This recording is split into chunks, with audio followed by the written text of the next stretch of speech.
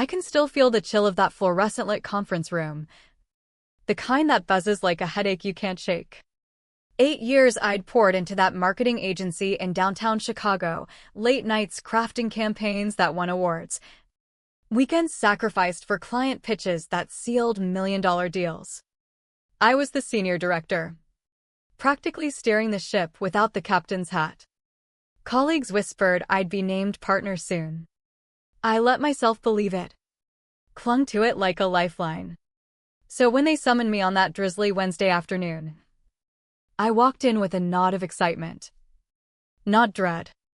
Maybe an early promotion. I thought. God, how naive. Mr. Harlan, the CEO, wouldn't meet my eyes. He fiddled with his cufflinks, cleared his throat like it was clogged with guilt. Sophia, he started, voice flat as a spreadsheet. We valued your dedication. But we're restructuring. My stomach flipped. Restructuring? I echoed, the word tasting like ash. He sighed, still avoiding my gaze. Your role is being eliminated. Effective today. It hit like a gut punch. The air sucked out of the room. My mind reeled: mortgage payments, car loans, the endless hours I'd logged to prove my worth. But my team, the campaigns, he waved it off. We'll offer a modest severance and a reference. I stood there, frozen in that sterile space of glass walls and ergonomic chairs, fighting the burn in my throat. Then the door swung open, and in walked my sister, Olivia.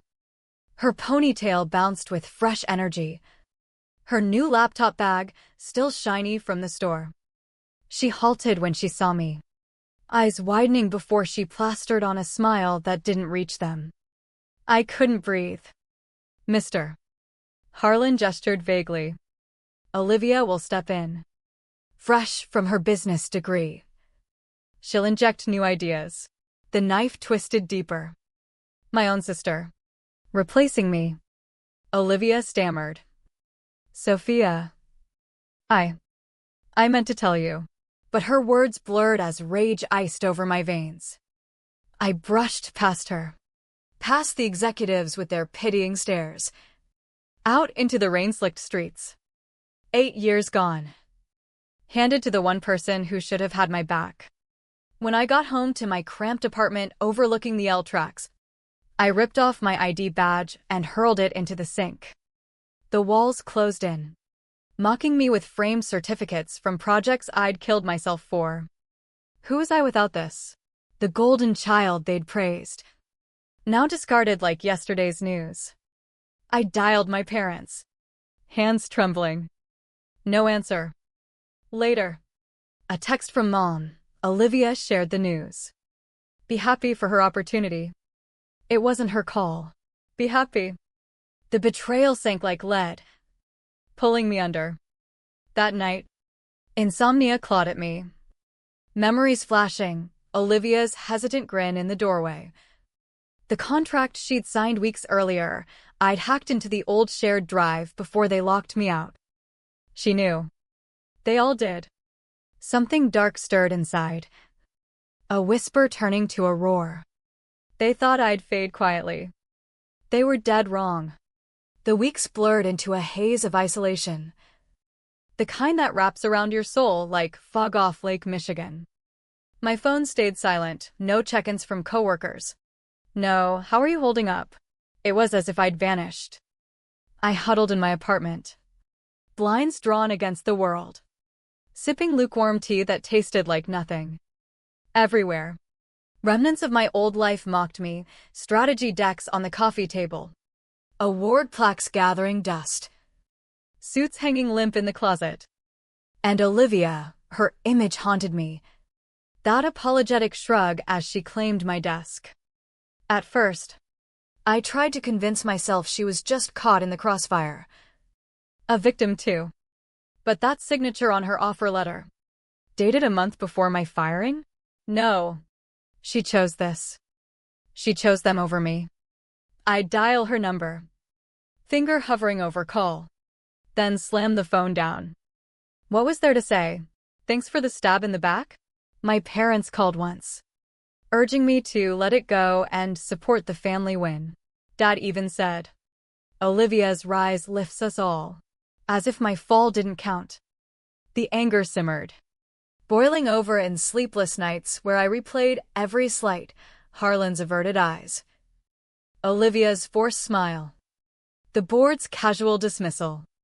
Panic joined the rage, bills piled up. Severance evaporated like morning mist. Updating my resume felt impossible. My worth had been tied to that agency. Who hires the husband they threw away? One bitter evening, I forced myself out for air, wandering the bustling loop streets. The agency's tower loomed ahead, lights glowing like a taunt. Through the windows, I spotted her, Olivia, in my former office, animated in a meeting, head back in laughter as if the world was hers. She draped a scarf over my old chair, owning the space I'd bled for. Nausea hit hard, bile rising. In that instant, the dam broke. No more wallowing. No more victim. I stormed home, showered off the defeat, and stared at my reflection until it hardened. They betrayed me, blood and bosses alike. They'd taught me the game: climb, calculate, cut throats if needed.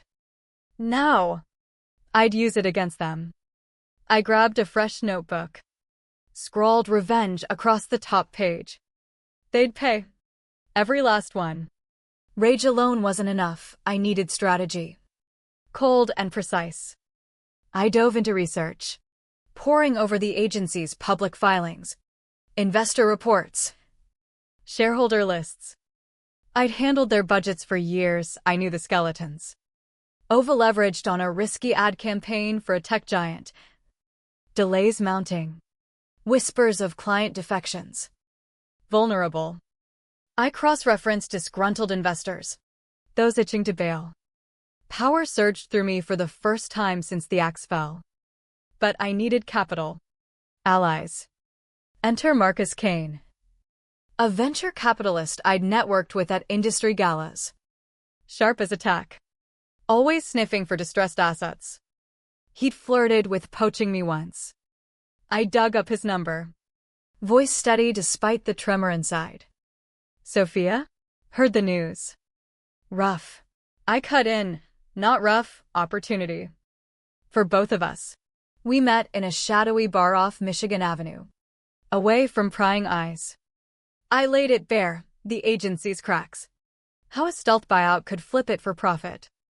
You want control? He asked. Eyebrow arched. I want to dismantle them, I replied, unblinking. He grinned. Ballsy. I like it. We formed a plan. Shell companies to scoop shares quietly. I fed him insider intel on weak points. Nights blurred into calculations. Fear nipping at my heels. What if we failed? What if Olivia turned it around? But memories of betrayal fueled me. Harlan's sigh. Parents' dismissal. Olivia's signature. No retreat. I struck first with a whisper, an anonymous tip to the Labor Department about unpaid overtime. The grind I'd endured. Truthful, but timed like a bomb. Within days, investigators swarmed the office. Social media buzzed, staff grilled, HR scrambling. Texts from ex-colleagues trickled in, chaos here. Olivia's drowning. Satisfaction bloomed. Dark and sweet. While they reeled, Marcus and I bought shares from fidgety smallholders, those I'd soothed in board calls. Each purchase reclaimed a sliver of my dignity. But arrogance breeds blindness. Soon, a board member, MS Vaughn, started sniffing trades. Marcus warned, she's onto something. My pulse raced. Vaughn was a hawk, always probing. I couldn't risk exposure. People like her fed on ego. So I emailed under a guise of catching up, praising her pet projects. She bit, venting about Olivia's stumbles. Distraction bought time. But paranoia gnawed nights staring at ceilings. Doubting. What if they unmasked me? I shoved it down, channeling hurt into action. Next hit, an anonymous safety complaint on their flagship campaign site. Forcing shutdowns. Clients fumed, Olivia argued publicly. Looking frayed. The agency bled resources. Morale tanking. As pressure mounted, Olivia adapted. Interviews showed her poised. Fighting back. Admiration flickered, quickly doused by resentment. I escalated, leaked accounting irregularities to a trade journal. Framing as a concerned alum. The story exploded, clients bolted. Staff quit threats. Olivia's desperate quotes only amplified the mess. Then Marcus called, rival buyers snapping shares. Panic iced me. If they outbid us, game over. Accelerate, I demanded. Voice steel. Risks be damned, this was my shot. 2 frantic weeks, aggressive buys. Board scrambling with pleas to investors. Olivia's texts begged, Sophia. Talk. My skin crawled. But curiosity won. We met in a quiet diner. Her in a crisp blazer that screamed my old style. It's you, she accused. Eyes pleading. Stop this. I leaned in. You took my life.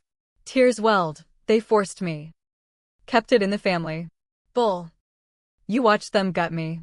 She grabbed my hand, helped fix it together. Temptation tugged the old bond, but her phone buzzed. Face paling. They know. Injunction incoming to block you. Betrayal again. I stormed out. Fury blazing. No time left. That night, we pushed all in, securing majority before dawn. I marched into the tower at sunrise, flashing docs to stun security. The boardroom hushed as I entered. Olivia rose, Sophia. Harlan blustered, hostile. I smiled, owner. Shock rippled. You're all fired. Chaos erupted, yells. Papers flying. Olivia whispered, I filed to freeze this. My world tilted. If it stuck, reversal loomed. But until court, I ruled. I dissolved the board, escorted them out. Addressing staff, I promised justice for the loyal. Olivia begged, what about me? Leave with grace. Or I expose you. She crumpled. Walking away. Victory tasted bitter. A void opening. Marcus warned, injunction tomorrow. The throne felt fragile. In court, lawyers clashed my fair by versus. Their sabotage claim. Judge ruled, no grounds. Sophia retains control. Relief crashed. But glancing at broken Olivia, doubt seeped. Ashes of our bond.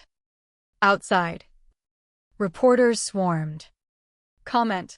Betrayal builds empires that crumble. I walked away. Empire mine. But at what cost? The sister I lost. The innocence burned. Revenge claimed its price, me.